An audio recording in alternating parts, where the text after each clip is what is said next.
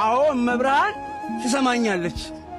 አገኘኝ ለምሳሌ ምግብ የሆነ ምግብ ጎረስኩት፣ ጣፈጠኝ፣ በላውታ የሚጣፍጥ ምግብ ነው አብዬ አጣጥሜ ጎረስኩት አለ።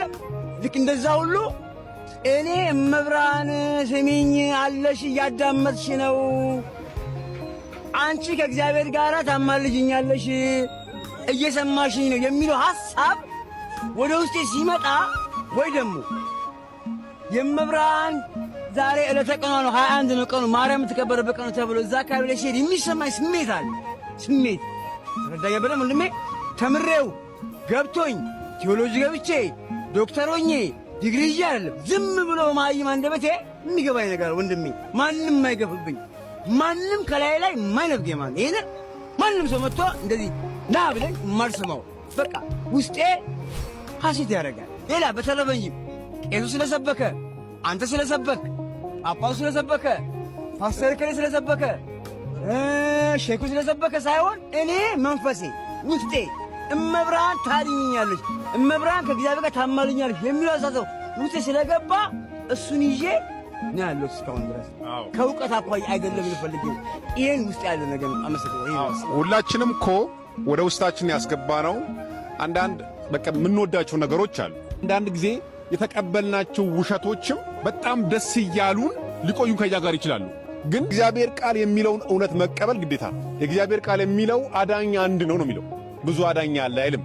መሲሁ ኢየሱስ ክርስቶስ ነው ከድንግል ማርያም የተወለደው፣ መስቀል ላይ የተሰቀለው፣ ለኃጢአተኞች ኃጢአት ቤዛ የሆነው፣ የተሰወው፣ የሞተው፣ የተነሳው እሱ ብቻ ነው ይላል። እሱ ብቻ ነው ከሙታን የተነሳው። ለምሳሌ ገብቷል። ብጽዕት ድንግል ማርያም እሱ እናት ነች፣ የሚወዳት እናቱ ነች። ሞትን አሸንፋ ተነስታለች የሚል የመጽሐፍ ቅዱስ ክፍል የለም። ከሞት በታች የሆነ አካል እኔን ሊሰማኝ አይችልም፣ ጸሎቴን ሊሰማ አይችልም፣ ሊመልስልኝ አይችልም።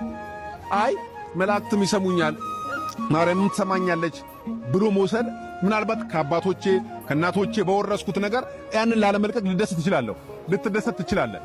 ነገር ግን መጽሐፍ ቅዱስ የሚለው መራራ እውነት አዳኝ ኢየሱስ ነው ይላል። ጸጋን የተመላሽ ሆይ ብሏታል። ጸጋን የትኛው ጸጋ? ጸጋ ሐዋርያት ይጎልባታልን? ጸጋ ነቢያት ይጎልባታል? ጸጋ መላእክት ይጎልባታል? ጸጋ ሁሉ ያላት ስለሆነ መስጠትም ይቻላታልና ትሰጣለች። ምን ብለን እናምናታለን? የአምላክ እናት ብለን እናምናታለን። የፕሮቴስታንት ፓስተሮች ድንግል ማርያምን ብቻ ሳይሆን የማያምኑት ክርስቶስን የማያምኑ ለምን? እሷን ወላዲት አምላክ ካላለ ልጇን አምላክ ማለት አይቻልምና። ስለዚህ ተመልከቱ፣ ወላዲት አምላክ መሆናችሁን እመኑባት፣ እናምናታለን። ወላዲት አምላክ መሆኗን ማማለድ እንደምትችል እናምንባታለን። ለምን? በእግዚአብሔር ዘንድ ፍጹም ባለሟልነት አላትና። የልጇን አስታራቂነት አትነጥቅም። ልጇ በዕለተ ዓርብ ወዳደረገው ተመልከቱ። እሞ በልዮ ተመልከቱ በእንቲአዬ ለፍሬ ከርስኪ እብኖዲ፣ አንቺ እናቴ ቅድስት ድንግል ማርያም ሆይ ለማኅፀንሽ ፍሬ ካህሌ ሁሉ ጌታ ለሆነው ልጅሽ እንዲህ በይው፣ እንዲህ በይው። ምን ልበለው? እኔን አይተህ ማረው በይልኝ ይላል። እኔን አይተህ ማረው። አንተን ስላዘለ ጀርባዬ፣ ስለታቀፉ እጆች፣ ስለሳሙ ከንፈሮች፣ ስለወሰነችው ማኅፀኔ፣ ስላነቡ ዓይኖች ማር ብትለው። እርቅን የሚወድ እግዚአብሔር እናቱን ይጠላታል እንዴ? እርቅን የሚወድ እግዚአብሔር እስከ ቀዝቃዛ ወርዶ ምን ዋቀስ የሚል እግዚአብሔር በእናቱ ቢለመን እምቢ ይላልን? የኃጢአተኞች መሥዋዕት አስጸያፊ ነው ይላልና መጽሐፈ ምሳሌ ላይ። እሷ ብትለምነው ከእኛ ይልቅ ልጇ እንደሚሰማ እናምናለን። ግን አውቀው ይቀላቅሉትና የእመቤታችንን ምልጃ ከዕለተ ዓርብ የክርስቶስ ማዳን ጋር ቀላቅለው የሚያድን እግዚአብሔር ነው ውለው ደግሞ ለመቀላቀል ይሞክራል። ወደ ልጇ ማዳን ታደርሰናለች ነው እኛ ያለው። ወደ ልጇ ድነት ታደርሰናለች። ከልጇ ለመድረስ መርታ ታደርሰናለች። ልጇ በራሱ ያደርሰና ከተባለ ሐዋርያት ወደ እሱ እንዲያደርሱ ለስብከት ባልተላኩ ነበር። ሐዋርያት ወደ እሱ እንዲያደርሱ ለስብከት እንደላከ እናቱንን አንድ ወደ እሱ የሚስብበት ገመዱ ናት።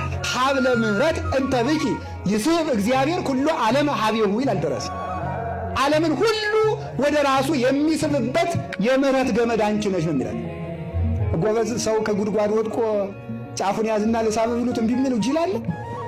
እግዚአብሔር በእናቴ ነሳባችሁ ቢል እምቢ ይባላል? በምንም ይስበን። በእናቱ ገመድነት በወንጌል ገመድነት ይስበናል።